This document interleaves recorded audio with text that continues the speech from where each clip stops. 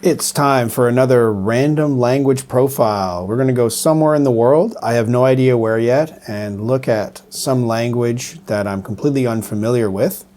And let's just see what's going on out of curiosity. So here we go. I'm going to start with this list of language. Well, it's a list of lists of languages. And there's many different ways to categorize these, and you can look in from many different angles. But in order to get what is closest to like a purely random list, I like to look at this list of language names. Because you can't get much more random than alphabetical, unless you're going a truly randomly spun list. But alphabetical order is pretty close because there's only incidental connections. So here, what I'm going to do, here's the page. You can see you can also search by alphabets and scripts and dialects as well. But it starts with languages. And there it is, there's the letters. So I'm just going to hold the page down key and I'm going to close my eyes and hit the page down key. And then I'll look for something, the first language I see that I'm completely unfamiliar with. Okay, so here we go. Did I go too far? Oh, only got to C. Well, I'm getting to all these classical languages. And now you can see how I'm really stretching the rules of randomness because I'm not satisfied. These are all well-known languages, roughly. Okay. German. Well, again, see Georgian, fairly major language, and then you have German. Okay, let's try again. Not too far from the last time. Last time I did a random language profile, it was La'al. I feel like I have to move on from the L's here. Okay. Potawatomi. This is a good candidate. I mean,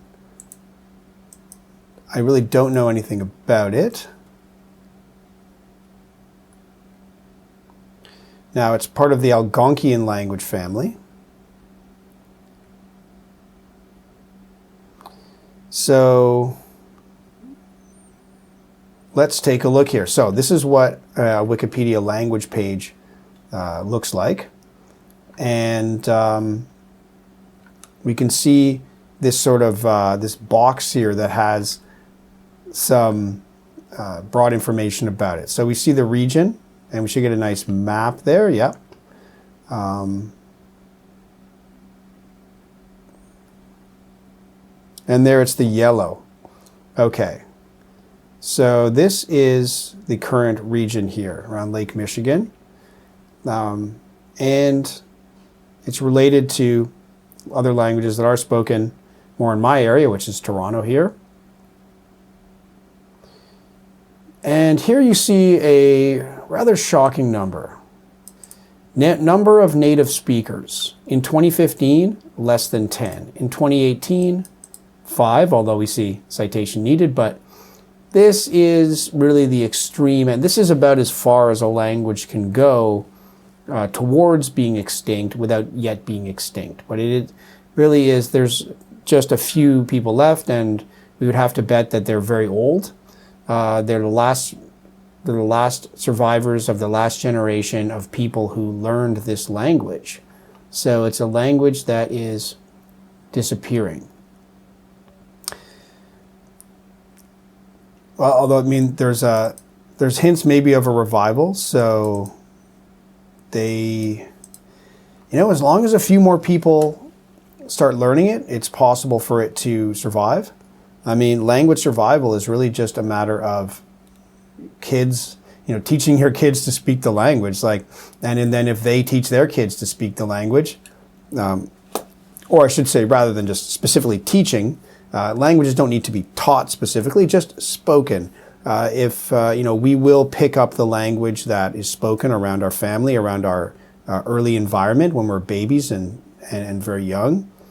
So as long as that environment includes this language, then those babies and toddlers will learn that language and the language will continue. But as soon as that stops, as soon as babies are brought up in an environment that does not include that language, the language is done. I mean, you can try to teach it in school, but it's very limited compared to an actual native language that, a mother tongue that is learned from the earliest years, picked up from the environment. So that's really the only way to have true language health as a living language, is to have babies hearing it. Babies need to hear it, and otherwise it's gone. Now, it is related to some other languages that have a somewhat less dire situation. Like some of these languages, we have Ojibwe, Cree. So it's related to other languages that are surviving relatively much better. But this particular language seems to be on the edge of extinction. And you can see here, yeah, there it is in this scale, the UNESCO scale for how endangered a language is. We have the range from safe to extinct, and then you have these intermediate stages. And this is, yeah, it's as far as you can go. It's in critical condition, on life support, on the edge of extinction. Okay, so we have, on the page here, we have discussion of the classification. So it's part of this Algonquian language family, which is, you can see from this map here, it's a very large language family of indigenous North America. So a huge, it's really like, the major language family of northeastern North America. And so it's part of that. And of course, there's often a lot of arguments with all these niche languages about, how exactly to classify them.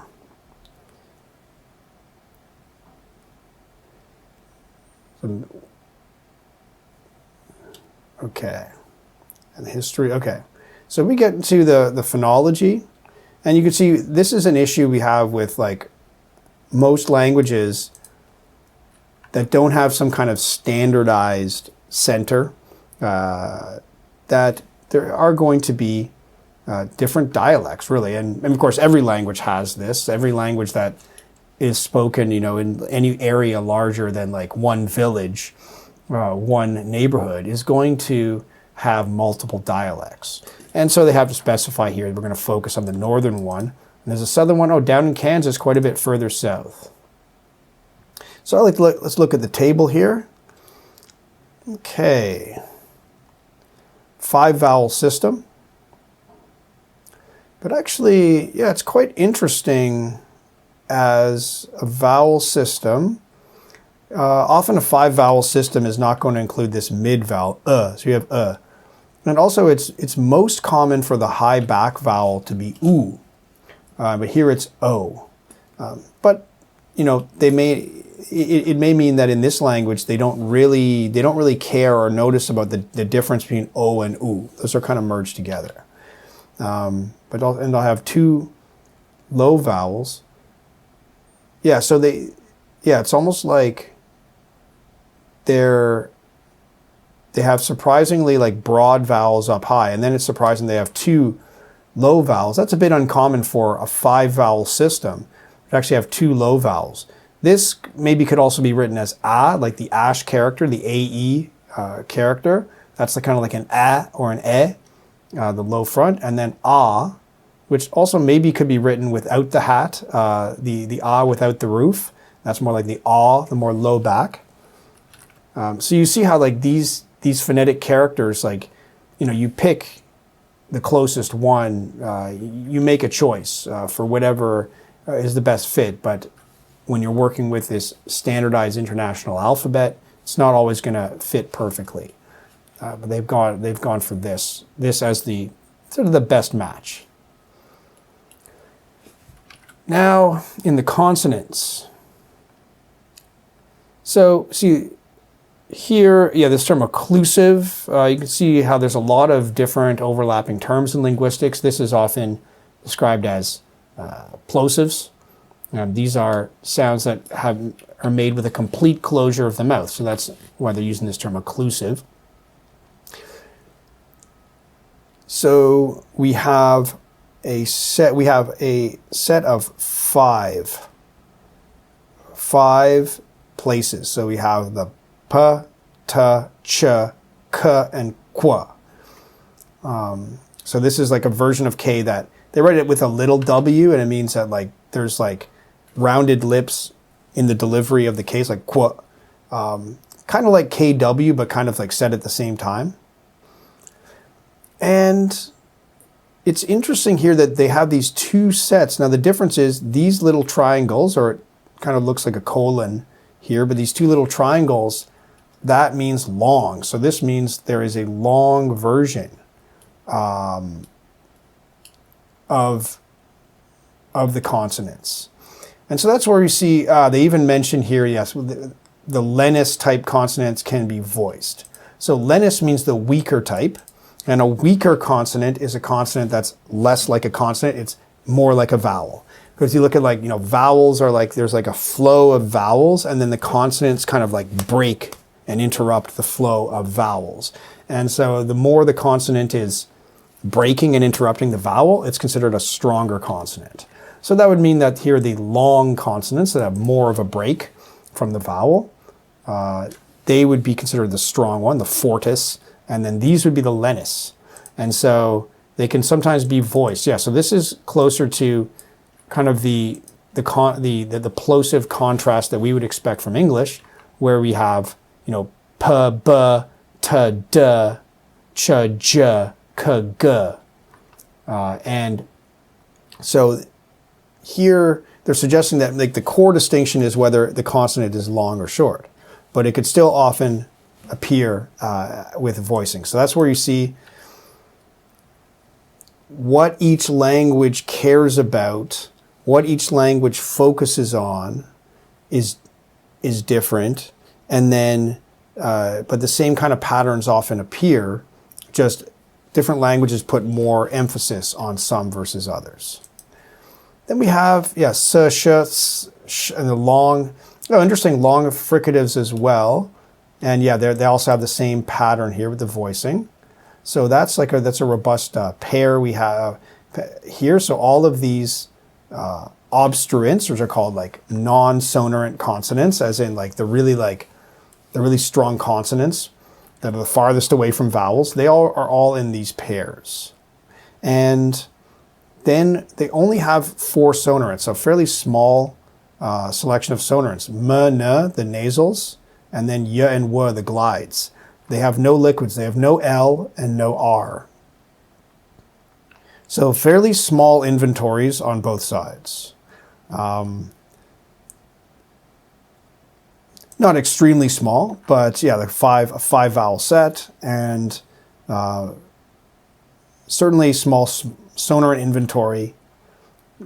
And yeah, that's the shape. So every language has a different shape. Where of like the sounds that it cares about. Okay, and then the sounds that it distinguishes to make different words.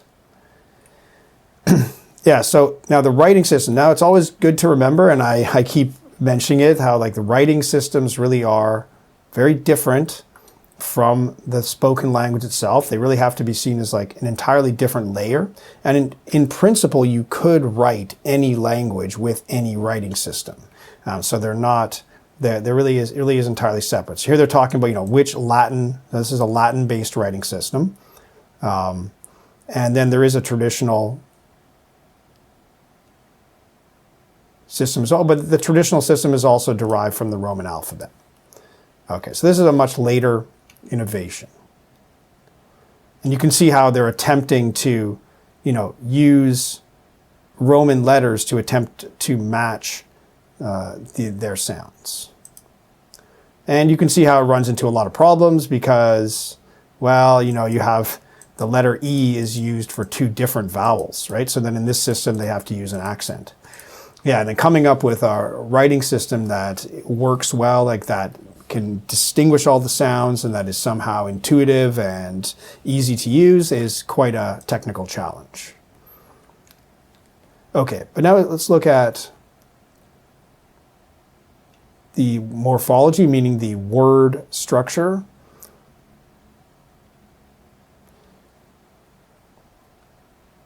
Interesting how it's describing only 6 parts of speech, no adjectives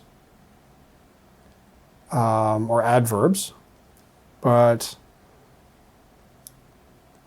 these things, maybe they're using different classification, maybe with pre-noun here. Okay, so here you can get, the pronouns. So every language has some kind of pronouns. You can see these kinds of tables for, first person singular, as in I or me. Third person, right? So you can see how it compares to these other languages. And this is one of the ways that languages are, categorized into the language families. You can see that, like, not only are there very strong parallels with these other related languages, but they also, the parallels are in an orderly way. Like you see how, like, these two languages have the long E, the long vowel, and this one has a short vowel as this one, right? And so there's like regular correspondences between many words between these languages. And of course, you can't conclude anything from just a little table like this, but if you imagine giant tables with all kinds of correspondences, you can eventually come up with a strong evidence that these languages are related. And you can track the details of how they're related based on where they're the same and where they vary. Here we look at verb conjugation.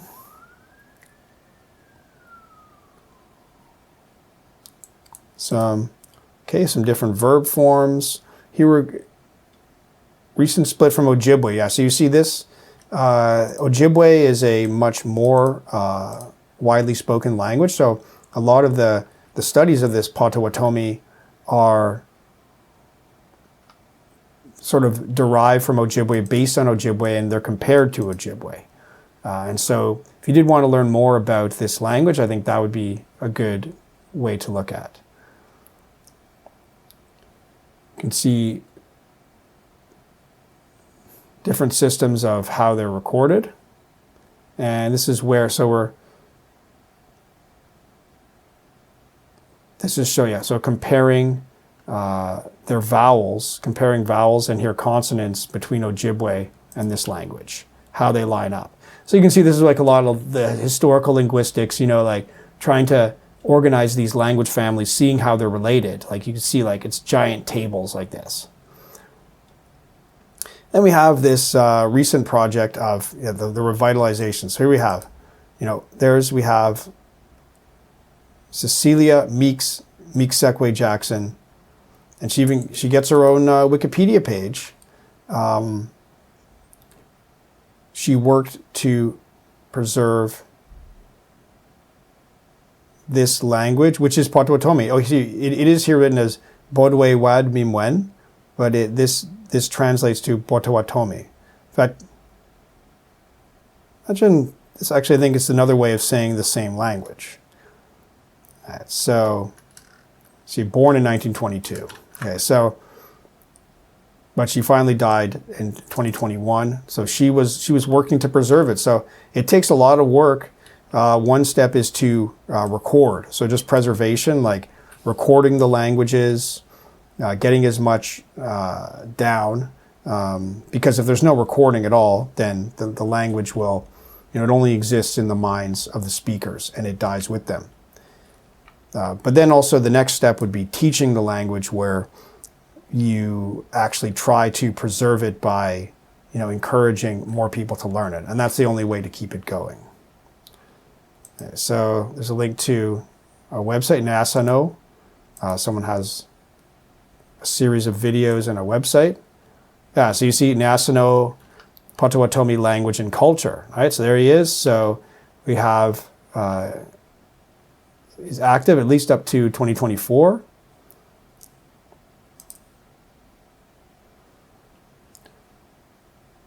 So here, like a band, a Potawatomi band started a master apprentice program.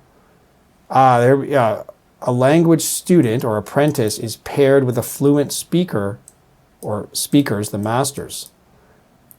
Very interesting. Yeah, so I mean, that's kind of how you do it. Like, it's like a substitute for like the mother and baby, like the family environment, and then the baby's learning in the family environment. If you can't do that, then you can at least somehow, you need to have new minds that are in the environment of speakers of the language who can then transmit. The language must be transmitted from mind to mind or it's gone. And we have, okay, some language courses. So you can see there's some efforts being made, and even if the last of the native speakers, when the last of the native speakers dies, and if no one else is going to teach this language, or teach this language to their children as a native language, it can still partly survive as a learned language. And so there's some materials here that could be used by somebody who wants to really revive this tradition. There's enough here that they will be able to come back and do it. So yeah, this language is really on the edge, but there's a lot of work being done for it. So be interesting to see whether it has a chance of bouncing back. But this is a tough case, and it's by no means an isolated example. There are many languages like this that are on the edge of extinction. But that's a look at the Potawatomi language, another random language profile, and hey, I just love learning about these languages that I've never heard of, but each one has its own unique kind of way of doing language and its own unique perspective.